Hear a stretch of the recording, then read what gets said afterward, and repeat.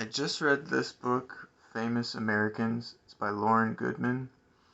It's got this very interesting picture of a George Washington-esque person with a collage inside of him.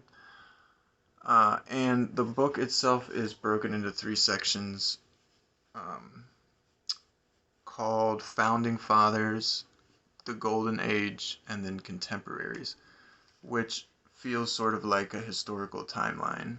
Um, and the book, I think, is supposed to, for me, I felt like going into it with that flavor of like textbook almost is what made this book a lot of fun.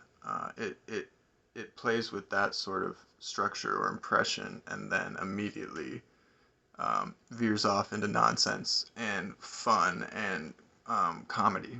I laughed a lot while I was reading this book.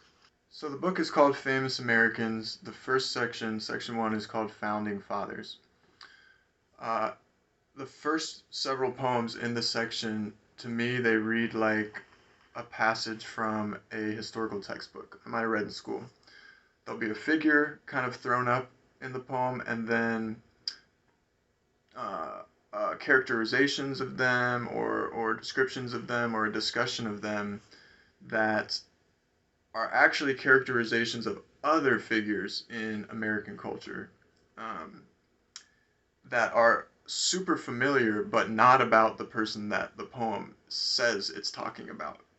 So there's this fun play between things that are familiar, but we've never seen together because they're not actually about each other than they're just impressions someone living in America and maybe the West would might have a likelihood of having some familiarity with.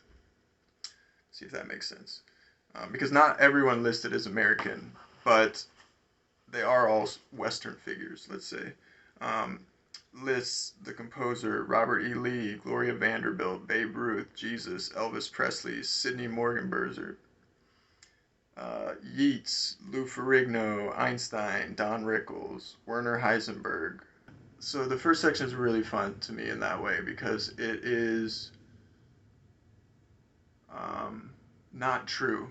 From section one, my favorite poems were, the first one's untitled. It starts with "Your cat is a very sensitive animal." The second one is called Discussions with Sidney Morgenbesser. I had to look that person up. He was an American philosopher.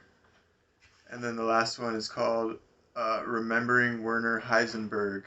And this one made me laugh so much, and I kept pulling people aside and making them listen to me read it out loud. And Werner Heisenberg was a physicist. Sections 2 and 3, I didn't have as strong of a connection to the section title as far as what the play was there, but I did have more favorite poems from each section. So section 2 was actually where I had the least dog-eared poems. I really liked The Prize, and I appreciated that the forms, like the structure of the poems, got very experimental in this section. Like, look, this poem is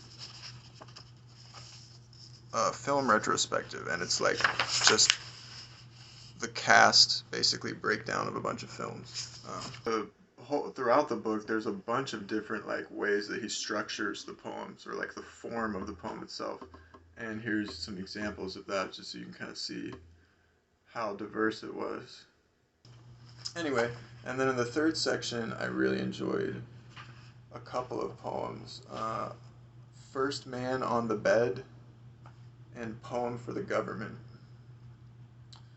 I really appreciated those. Yeah. The other thing I want to say is the foreword to the book is written by W.S. Merwin.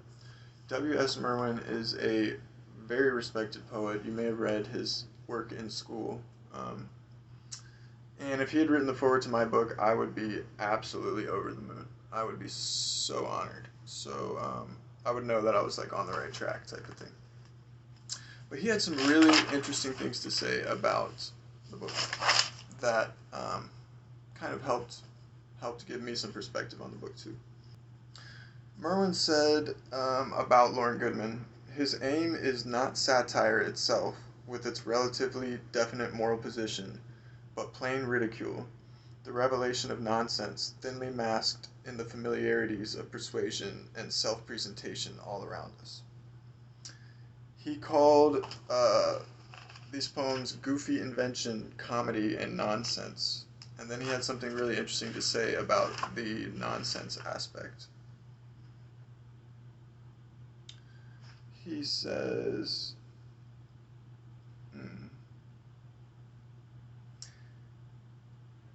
his writing also differs from much satire in that there is little real bite or sting in it. He clearly loves nonsense for its own sake. It appears to be the source and guide, the heart of many of the writings in this collection. Yeah, I really loved that. Nonsense becomes a kind of thread of vitality running through the cliches and assumptions of the recognizable world. Loved that. Really appreciated that.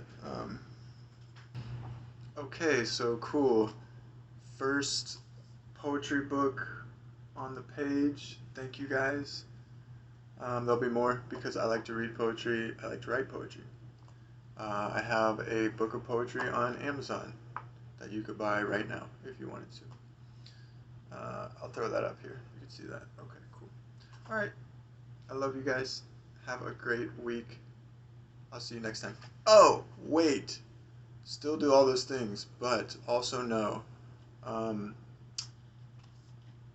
There were all the poems I told you I enjoyed in this book. I really want, like, even if you don't go out and get the book or read it, whatever, I would love for you to hear a few of these poems because I enjoyed them that much. So there's going to be a video coming after this one where Papa Tommy is going to sit down with you in a chair just like this, probably. Okay, look how cozy this chair is. And we'll put on our faux fireplaces or whatever, and I'm going to read you my favorite poems out of this book. That will be the next video. I love you guys. Goodbye.